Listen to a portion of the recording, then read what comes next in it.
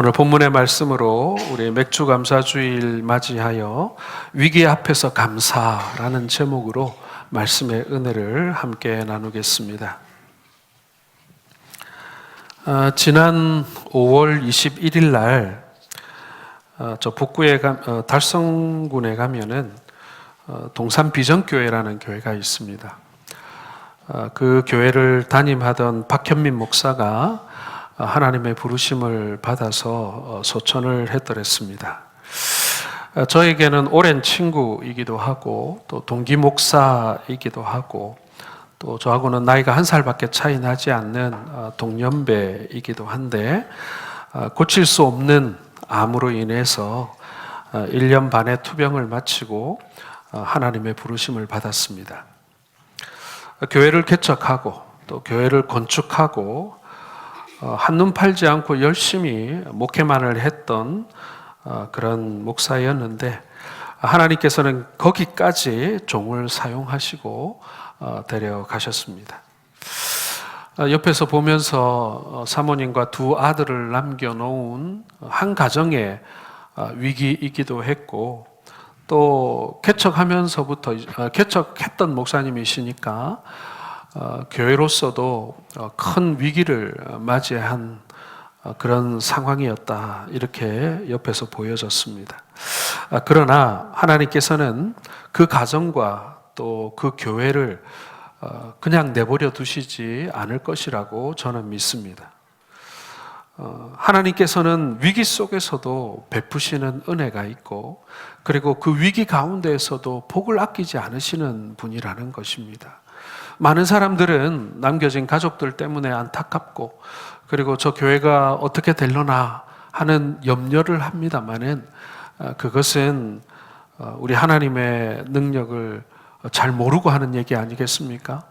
하나님께서는 남겨진 가족들도 복을 주실 것이고 또 남겨진 교회 가운데에도 이전보다 더 큰 복을 주시지 않을까라고 하는 도리어 기대가 되는 그런 일이었습니다.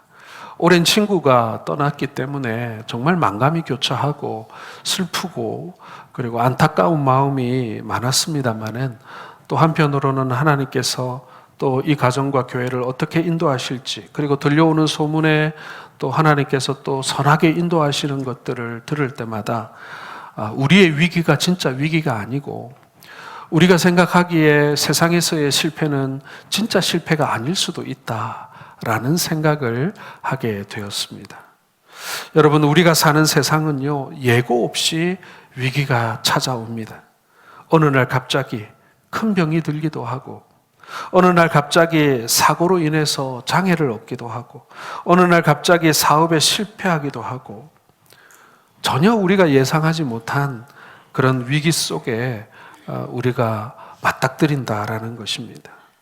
여러분, 그때 여러분은 어떻게 그 위기를 맞이하고 계십니까? 위기 앞에 원망하고 좌절하고 포기해버리는 사람들도 있고요. 그러나 오히려 그 위기 앞에서 감사로 위기를 극복하고 더 좋은 신앙의 삶을 살아가는 사람들을 우리는 또 한 번 같이 보게 되는 것입니다. 똑같은 상황을 맞이합니다. 모든 사람들이 사실 인생을 살아가는데 생의 주기를 따라 맞이하는 일들이 크게 다르지 않습니다. 그러나 그러한 위기와 고비를 어떻게 맞이하느냐, 그것은 사람마다 너무너무 다르다라는 것이죠. 여러분, 오늘은 맥주 감사주일입니다. 교회는 전통적으로 1년을 기준으로 전반기에는 맥주 감사절로, 후반기에는 추수 감사절로 감사의 예배를 드립니다. 그러나 여러분, 절기 때만 드리는 예배가 감사의 예배가 아니겠죠.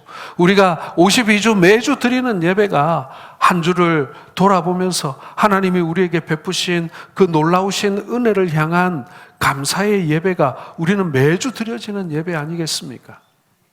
그럼에도 불구하고 오늘 감사절을 맞이하면서 우리는 정말 감사의 자리에 서 있는가?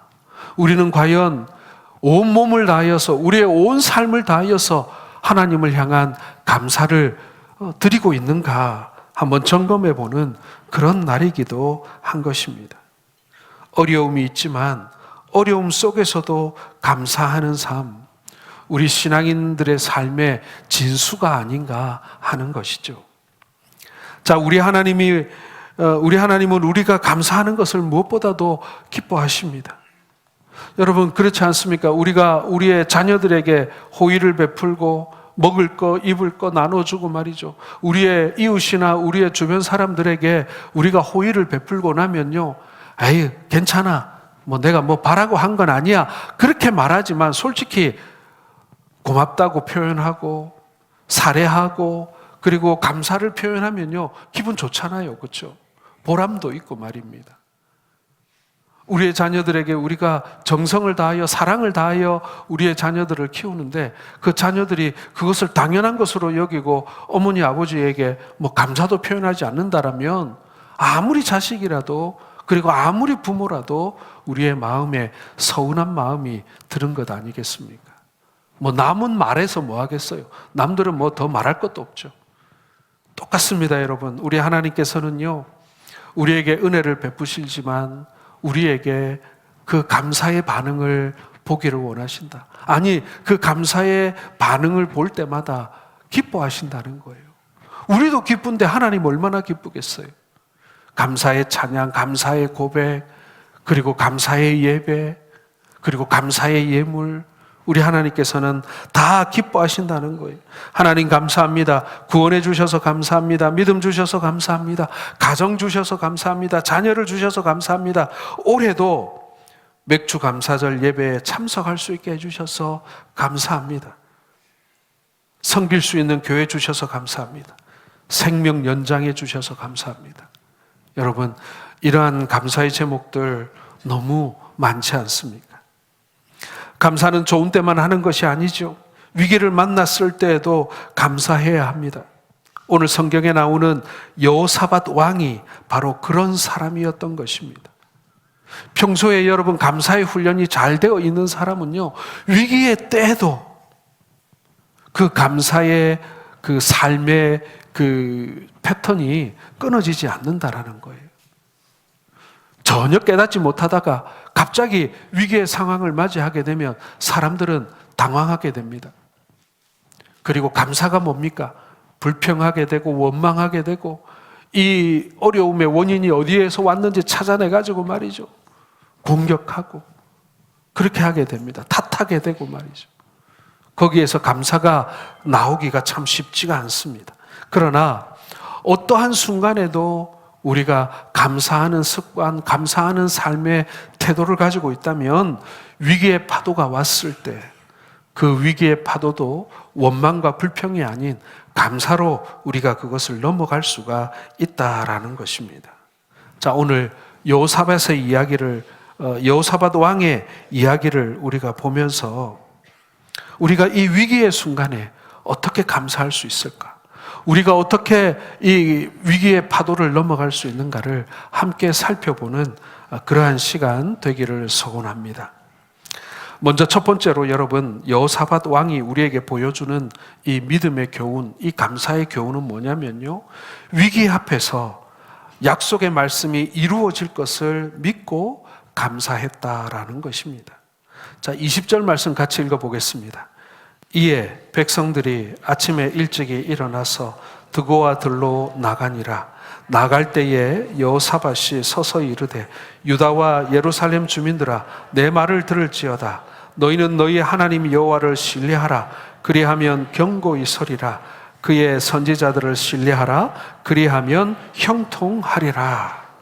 자, 여호사밧 왕은요, 유대의 네 번째 왕이었습니다. 그는 하나님을 너무나 잘 따르는 왕이었어요. 종교개혁을 감행했고 우상을 제거했습니다. 레위인을 통해서 백성들에게 율법을 가르치는 것을 힘썼습니다. 정치도 잘했어요. 오랫동안 적대관계에 있었던 북쪽 이스라엘과 화해를 했고요. 그리고 사법개혁을 단행했습니다. 과세를 고쳤고 병역을 부과하기 위해서 병역 제도를 바꿨고, 그리고 재판 제도를 확대했습니다. 그 당시에는 재판이라는 것이 지금처럼 보편적이지 않았던 시대였기 때문에 억울한 백성들이 많았는데 이 여호사밧 왕이 이 모든 백성들이 재판을 받을 수 있도록 그렇게 사법개혁을 했던 것입니다. 입법, 사법, 행정 할 것 없이 모든 분야에서 발전이 있었던 시대가 이 여호사밧 왕의 시대였다라는 것입니다. 정말 좋은 통치를 했던 왕인 거예요. 자, 그런데 예측하지 못한 위기가 찾아옵니다. 우리 1절 같이 읽겠습니다. 그 후에 모압 자손과 암몬 자손들이 마온 사람들과 함께 와서 여호사밧을 치고자 한지라. 여러분, 국가적인 위기가 닥쳐오는 것입니다. 전쟁이 임박한 거예요. 여러분, 이 국가적인 재난은요, 누구도 피해갈 수 없습니다. 권력 있는 사람, 권력 없는 사람, 가난한 사람, 부자, 어린 아이, 남녀노소 할 것 없이 모든 백성들의 위기가 바로 이 전쟁이라는 위기 아니겠습니까? 국가적인 재난이 지금 임박한 것입니다. 모압과 암몬과 마온 이 세 나라가 연합군을 조성해서 여호사밧 왕을 치기 위해 쳐들어왔던 것입니다. 여러분, 나라에서 전쟁만큼 큰 위기가 어디 있습니까? 전쟁만큼 큰 재앙이 어디 있습니까, 여러분? 승전했던 패전했던 여러분, 전쟁은 정말 심각한 피해를 가져다 주는 것입니다. 제일 좋은 것은 뭐냐면요, 승리하는 것이 아니라 전쟁이 일어나지 않게 하는 것입니다. 승전을 했더라도요, 전쟁을 하다 보면요, 많은 백성들이 목숨을 잃고 국토가 피폐하게 됩니다. 다시 재건하는데 50년이 걸릴지 100년이 걸릴지 장담할 수 없는 거예요. 그래서 전쟁은 승자도 있고 패자도 있습니다만은 모두가 패배자라고 할 수 있는 것이에요. 그리고 요즘 전쟁은 어떻습니까, 여러분? 승자와 패자가 딱 정확하게 나타납니까? 이 나라 이기고 이 나라 항복하고, 여러분 그거 보셨어요? 최근 30-40년 동안 일어난 전쟁들 한번 보세요. 누가 이겼고 누가 졌습니까? 그런 거 없습니다. 누가 이겼는지 누가 졌는지 몰라요. 그냥 치고받고 싸우다가 전쟁이 끝났단다. 여러분, 이란, 미국도 그렇잖아요. 누가 이긴 전쟁입니까? 저는 잘 모르겠어요. 누가 이긴 전쟁인지 진 전쟁인지. 그냥 그렇게 그냥 끝나는 거예요. 지금 유럽에서의 전쟁도 마찬가지예요. 러시아가 이기겠습니까? 우크라이나가 이기겠습니까? 아마도 어느 나라도 이기지 못하고 아마 그냥 끝나버리고 말지 않겠습니까? 전쟁은 국가적인 재앙입니다. 전 세대적인 재앙입니다. 전쟁이 일어나면요, 한 세대가 그냥 사라져버리기도 합니다. 전쟁터에 나갔던 남자들이 다 죽으면요, 세대가 딱 끊어져 버리는 거예요. 한 세대가 사라져버리는 거예요. 20대가 사라지고 30대가 사라져버리는 거예요. 심각한 피해를 보게 되어 있습니다.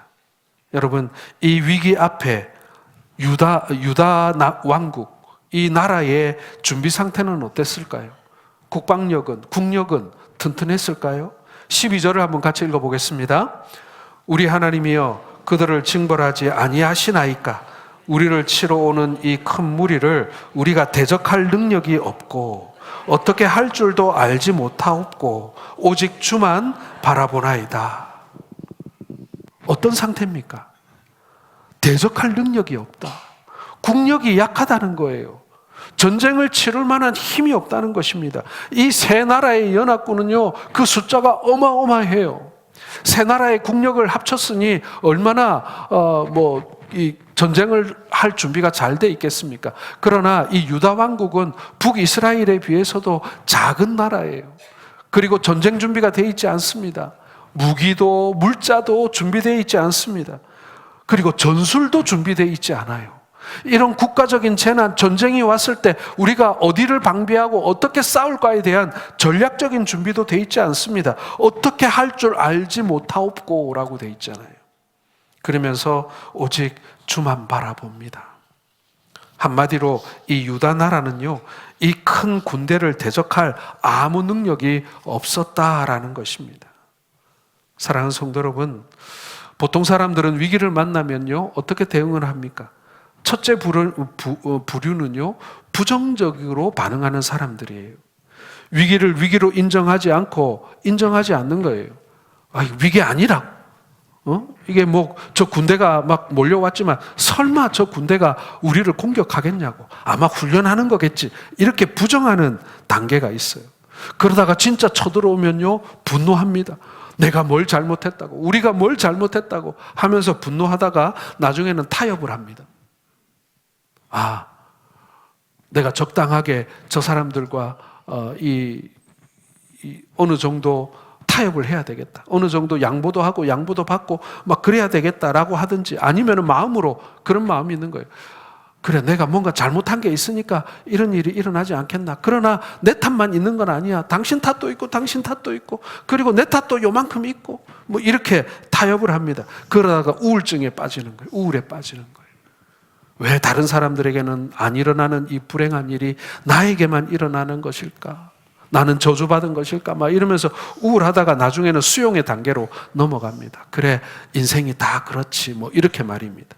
그런데 이러한 부정적인 단계를 거친 사람의 인생은요, 그 전보다 더 나빠집니다. 위기를 맞이해서 이 사람이 더 성숙해지고 성장하는 것이 아니라 더 부정적인 사람, 더 어두운 사람, 더 우울한 사람, 이런 사람이 되어버리는 거예요. 그리고 두 번째 부류는요, 될 대로 되라 하는 그런 부류가 있고요. 그리고 세 번째 부류의 사람은요, 이 위기를 긍정적이고 창조적으로 해결하는 사람들이 있습니다. 그 과정을 보면요, 이런 사람들은 위기를 인정합니다. 위기가 닥쳤다라는 것을 인정하는 거예요. 곧 어려움이 올 수 있다는 것도 인정합니다. 그리고 누구에게나 이러한 위기가 올 수 있다는 것을 인정합니다. 왜 우리 집만, 왜 나만 이런 어려움을 당하고 불이익을 당하고 이렇게 실패하는가, 그렇게 생각하지 않아요. 모든 사람이 다 이런 위기를 맞이할 수 있다라고 인정을 합니다. 그리고는 자기를 수정해요. 자기를 고칩니다. 내가 뭘 잘못했는지, 내가 어디에서 실수했는지를 살펴보면서 그 위기를 나를 이렇게 고칠 수 있는, 수정할 수 있는 그런 과정으로 삼는 것입니다. 내가 생각도 못했는데 몸이 아프단 말이에요. 병이 들었어요. 뭐 때문에 그럴까? 아, 내가 생활 습관이 나쁘구나. 내가 운동 안 했구나. 내가 편식을 했구나. 이렇게 하면서 자기를 고쳐가는 거죠.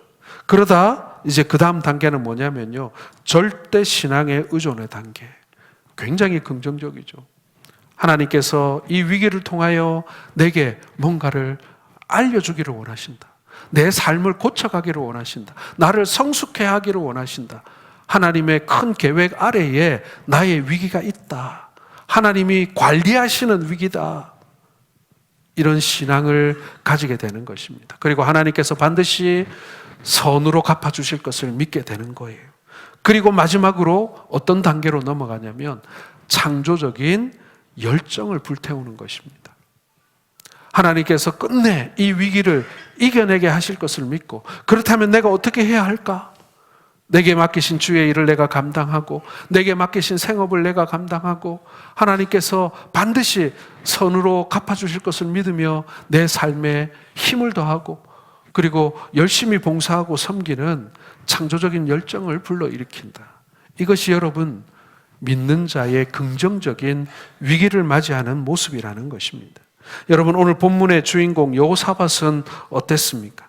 바로 긍정적이고 창조적으로 문제를 해결하려는 사람이었다라는 것입니다. 그는 문제를 인정하고 하나님을 절대적으로 의존하고 있습니다.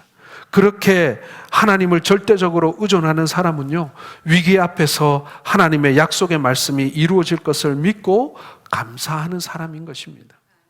여호사밧 왕은 절망적인 상황 가운데에서도 하나님의 약속의 말씀을 아주 단단히 붙들었습니다. 집중했습니다. 15절 같이 읽겠습니다. 야시엘이 이르되 온 유다와 예루살렘 주민과 여호사밧 왕이여 들을지어다. 여호와께서 이같이 너희에게 말씀하시기를 너희는 이 큰 무리로 말미암아 두려워하거나 놀라지 말라. 이 전쟁은 너희에게 속한 것이 아니요 하나님께 속한 것이니라. 17절 읽겠습니다. 이 전쟁에는 너희가 싸울 것이 없나니 대열을 이루고 서서 너희와 함께한 여호와가 구원하시는 것을 보라. 유다와 예루살렘아 너희는 두려워하지 말며 놀라지 말고 내일 그들을 맞서 나가라. 여호와가 너희와 함께하리라 하셨느니라. 아멘. 여러분, 뭐라고 되어 있습니까? 이 전쟁은 너희에게 속한 것이 아니요 하나님께 속한 것이다. 이 전쟁은 너희가 감당하는 것이 아니라 하나님께서 책임지신다라고 말씀하고 있는 것입니다. 그러니 너희는 서서 가만히 있어라. 너희가 싸울 것이 없다. 너희와 함께한 여호와께서 구원하실 것이다. 너희는 두려워하지 말고 놀라지 마라. 여호와가 너희와 함께하리라. 여러분, 바로 위기의 순간에 오늘 여호사밧은 바로 이 약속의 말씀을 붙들었던 것입니다. 이것이 여러분 하나님 말씀이에요. 이것이 하나님께서 위기에 빠진 우리 그리스도인들을 이끌어 가시는 방법이라는 것입니다. 여호사밧은 이 하나님의 말씀을 신뢰했습니다. 이것이 바로 위기를 극복할 수 있는 신앙의 승리의 원리였던 거예요. 우리는 하나님의 말씀을 무시하지 말아야 합니다. 절대 긍정과 절대 신뢰가 중요합니다. 여러분, 오늘날 현대인들은요, 언론의 말을 잘 믿고 전문가라고 하는 사람들의 말을 잘 믿고 유튜브의 말들을 정말 잘 믿습니다. 그런데 하나님의 말씀은요, 무시하는 경향이 있어요. 여러분 한번 생각해 보십시오. 성경에 기록된 하나님의 말씀, 매주 듣는 하나님의 말씀을 더 신뢰하십니까? 아니면 여러분들이 자주 듣는, 자주 찾고 보는 그 유튜브의 말을 여러분 더 많이 믿으십니까? 한번 생각해 보시기를 바랍니다. 하나님의 말씀은 1.1획도 변함이 없이 때가 되면 완벽하게 이루시는 하나님의 말씀입니다. 하나님은 위기의 상황 속에서 누구의 말보다 하나님의 말씀을 우리가 신뢰하기를 원하십니다. 위기에 집중하지 말고 하나님의 말씀에 집중하시기 바랍니다. 위기 상황이 다가오면 위기에 집중하지 말고 그 위기를 통해 선물을 주시는 하나님의 그 복의 말씀에 집중하실 수 있기를 바랍니다. 여러분, 위기 앞에서 하나님의 약속의 말씀이 이루어지는 것을 볼 때 여러분, 우리가 진정으로 하나님께 감사하게 되고 그 감사의 고백이 우리에게 터져 나오는 것 아니겠습니까? 성도 여러분에게 말씀하시는 하나님의 약속의 말씀이 무엇입니까? 위기를 맞이하고 있습니까? 그 위기의 순간에 하나님께서 여러분들에게 뭐라고 지금 말씀하고 계십니까? 여러분들의 마음에 어떤 마음을 하나님께서는 지금 부어주고 계십니까? 그 음성을 들을 수 있기를 주님의 이름으로 축원합니다. 두 번째로 여러분, 위기 앞에서 감사의 찬송을 하면 문제가 해결될 줄로 믿습니다. 자, 21절을 같이 읽겠습니다. 백성과 더불어 의논하고 노래하는 자들을 택하여 거룩한 예복을 입히고 군대 앞에서 행진하며 여호와를 찬송하여 이르기를 여호와께 감사하세 그의 인자하심이 영원하도다 하게 하였더니. 자, 여호사밧 왕은 하나님의 말씀을 신뢰했다고 말씀드렸습니다. 현재 상황은요, 세 나라가 연합하여 이 유다 나라를 대적하는 상황이라 국가적인 위기를 맞이한 절대절명의 순간입니다만은 하나님의 말씀은 하나님을 믿고 신뢰하라는 거예요. 이 전쟁은 내 거다. 이 전쟁은 내가 한다. 하나님께서 그렇게 말씀하시는 거예요. 그래서 여호사밧 왕은 백성들에게 무기를 지워주고 군복을 입히는 대신 예복을 입혀서 군대 앞에서 여호와를 찬송하게 했던 것입니다. 그 찬송은 바로 감사의 찬송이었던 거예요. 여러분, 지금 우리가 감당할 수 없는 그 군대가 몰려왔습니다. 그러면 지금 해야 되는 건 뭐예요? 국가 동원령을 내리는 거예요. 전 국민을 동원해서 남녀노소 할 것 없이 짝대기를 가져오던 돌멩이들 가져오던 힘 있는 사람은, 숨부터 있는 사람은 다 나와라. 다 싸우자. 그래야 겨우겨우 이 위기를 이겨낼 수 있을랑 말랑 그러지 않겠어요? 왕이라면 지금 그렇게 해야 하는 상황인 것입니다. 그런데 그렇게 하지 않았어요. 도리어 찬양하는 자들을 세웠다라는 것입니다. 여러분, 이 상황을 한번 상상해 보세요. 세 나라가 큰 군대를 데리고 와서 전쟁을 걸고 있습니다. 일반적인 상식이라면 주변의 나라들에게 도움을 청하거나 군대를 더 동원하거나 무기를 더 좋은 것을 만들어 와야 되는 상황 아니겠습니까? 하지만 여호사밧은 그런 일반적인 방법으로 전쟁을 하지 않았다라는 겁니다. 감사의 찬송을 하기로 결정을 하고 백성들로 하여금 찬양대를 조직하고 하나님께 찬양을 드렸다. 그랬더니 놀라운 일이 일어났다는 것입니다. 여러분 22절을 같이 읽겠습니다. 그 노래와 찬송이 시작될 때에 여호와께서 복병을 두어 유다를 치러 온 암몬 자손과 모압과 세일산 주민들을 치게 하심으로 그들이 패하였으니. 아멘. 여러분, 감사가 모든 문제의 해결임을 믿으시길 바랍니다. 이 감사의 찬송 속에는요, 놀라운 비밀이 숨겨져 있습니다. 인생의 위기를 만나셨다면 오히려 감사의 노래를 불러보시기 바랍니다. 감사의 노래 속에는 정말 우리가 상상하지 못하는 그런 능력이 감추어져 있습니다. 감사라는 것이, 노래라는 것이 단순한 정서적인 감정으로 끝나는 것이 아니라는 것입니다. 인생을 성공적으로 이끄는 참된 에너지입니다. 강력한 힘인 거예요. 저는 가끔 신방을 할 때 우리 성도님들의 가정을 방문하다 보면 어려운 일을 당하는 가정들이 많습니다. 특별히 새신자들 같은 경우에는 그런 일들이 참 많은데요. 교회 다니면 복을 받고 교회 다니면 형통할 줄 알았는데 가족이 아프고 생각지 못했던 집안의 어려운 일들이 닥치는 걸 보면서 우환이 있다, 어려움이 있다, 이런 얘기를 많이 듣습니다. 그리고 마음에 눌림도 많아요. 불안하고 걱정이 생기고 그런 일들을 보면서 제가 그런 조언을 많이 합니다. 찬송을 많이 부르라고요. 그런데 초신자들 같은 경우에는 찬송을 잘 모르잖아요. 그렇죠? 그러다 그런 가정에는 제가 이런 부탁을 합니다. 찬송을 많이 틀어놓으라고. 하루 종일 집안에 찬송이 이렇게 들려지도록 극동방송이나 이런 기독교 채널도 좋고 아니면은 찬양만 계속 나오는 그런 유튜브나 아니면 CD 같은 거를 찬양을 계속 틀어놓으라고 제가 권하기도 합니다. 왜 그렇습니까, 여러분? 찬양은 곡조 있는 기도 아니겠습니까? 그 찬양에도 권세가 있는 거예요. 그래서 우리의 마음을 굳건하게 만들어주고 우리의 가정과 우리의 주변에 있는 불안함들을 이렇게 제어해주는 그런 능력이 저는 찬송 가운데 있다라고 생각을 합니다.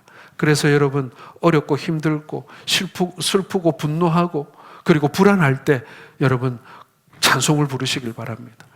그 중에서도 감사의 찬송을 불러보시기 바랍니다. 여러분들에게 새로운 힘을 하나님께서 공급해 주실 줄로 믿습니다. 여러분, 감사의 마음을 여는 감사의 발견이라고 하는 책이 있습니다. 캘리포니아에 있는 데이비스 대학의 심리학 교수인 에몬스 교수가 쓴 책인데요.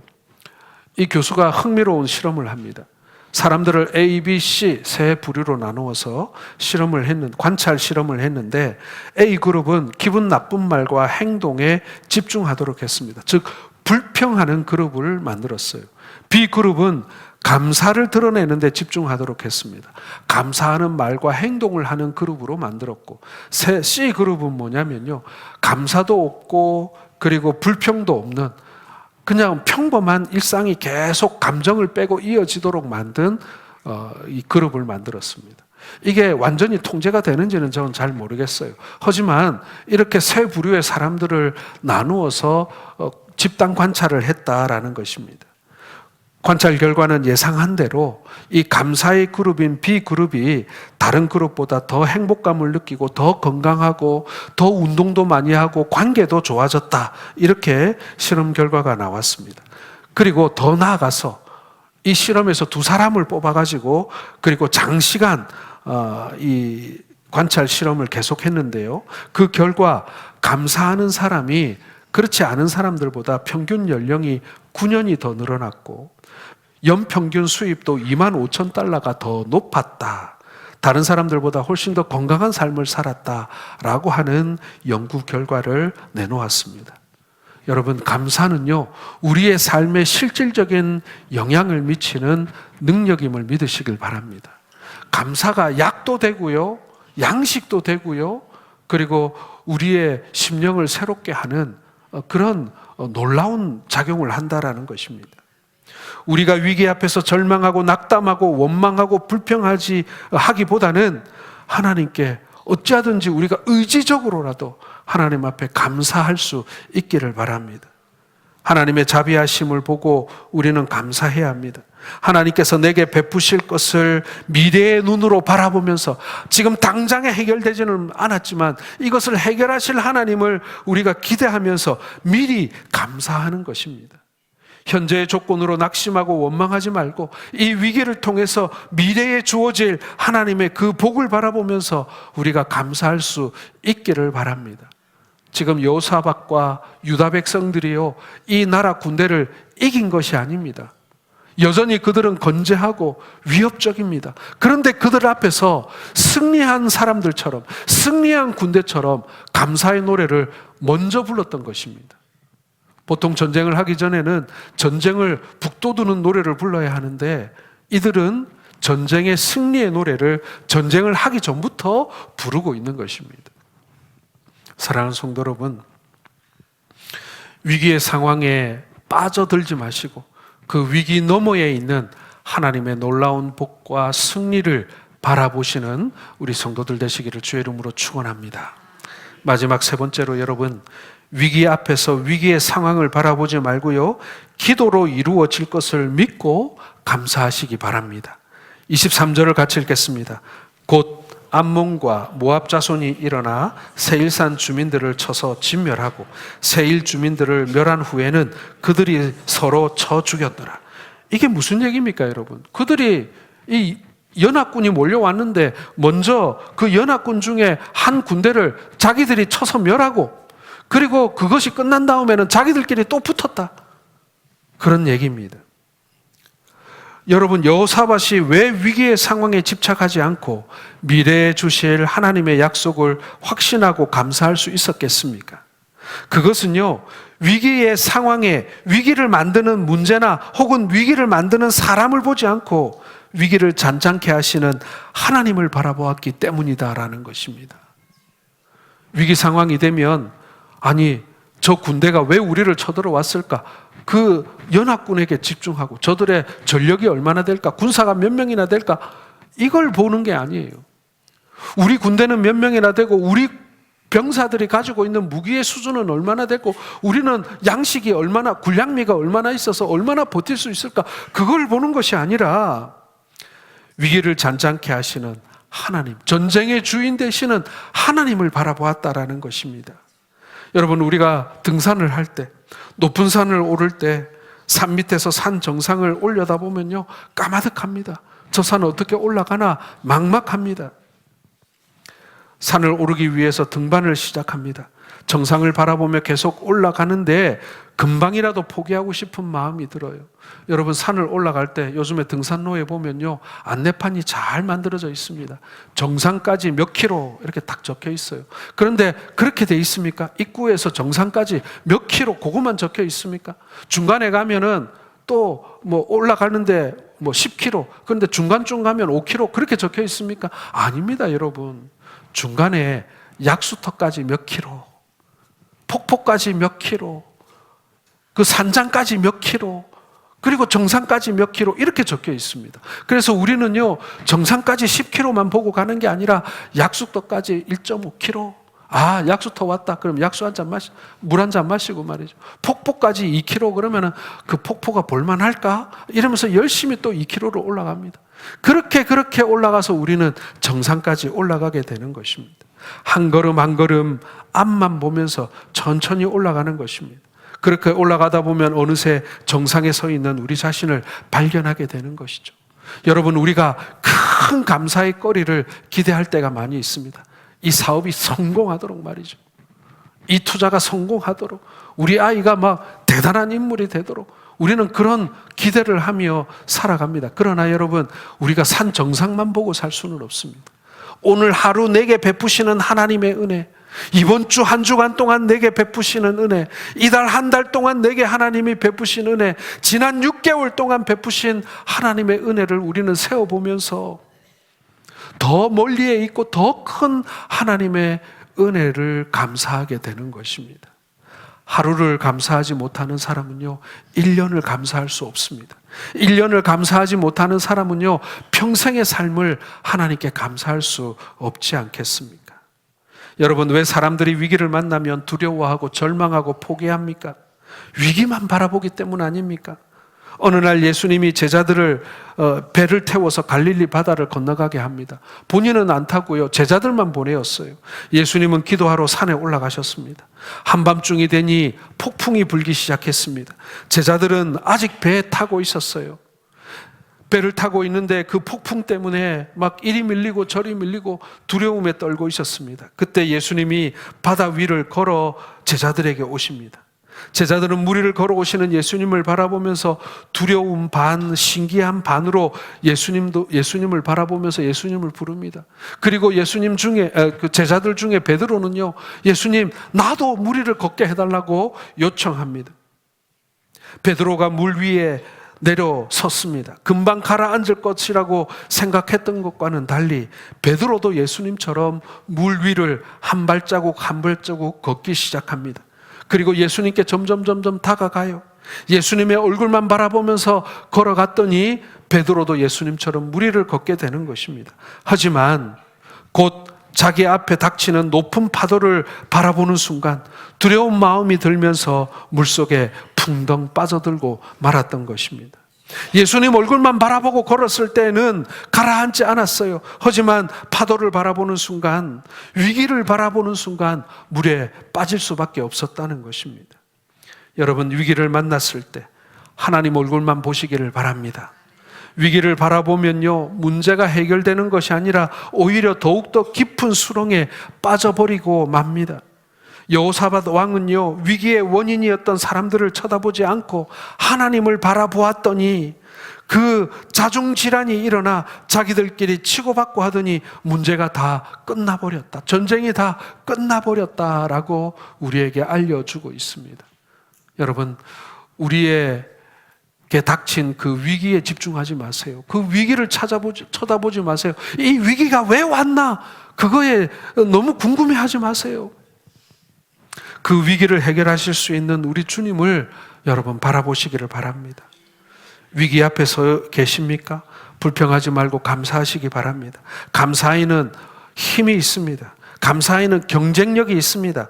감사는요, 보증수표와 같은 거예요. 지금 아무것도 가지고 있지 못한다 할지라도 감사는 예약된 미래의 선물인 것입니다. 감사는 행복 경쟁력이 있고요, 그리고 행복은 감사와 정비례합니다. 헬라의 철학자였던 아리스토텔레스는요, 행복은 감사하는 사람의 것이다 라고 말했고요, 인도의 시성이었던 타고르는 감사의 분량이 곧 행복의 분량이라고 말했더랬습니다. 감사한 만큼 사람은 행복하게 되어 있는 것입니다.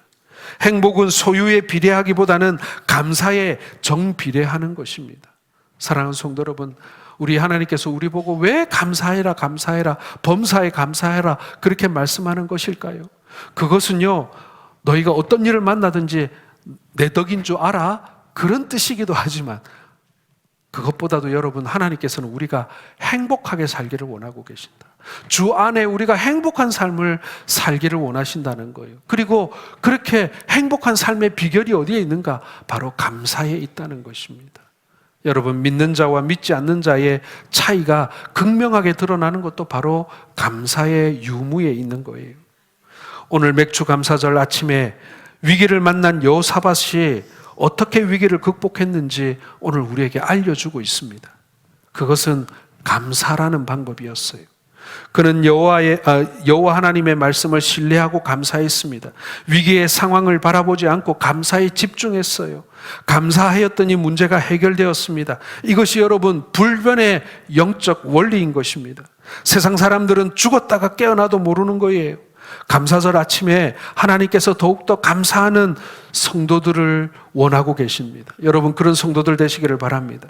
여러분들의 감사만큼 여러분들의 삶은 풍요로워질 것입니다. 감사를 통해 하나님의 복을 받아 누리시고 위기의 순간에 더욱더 성장하고 자라고 그리고 성숙해지고 그리고 하나님께서 예비해 두신, 우리를 위하여 예비해 두신 더 큰 복을 받는 기회로 삼으시기를 주님의 이름으로 축원합니다.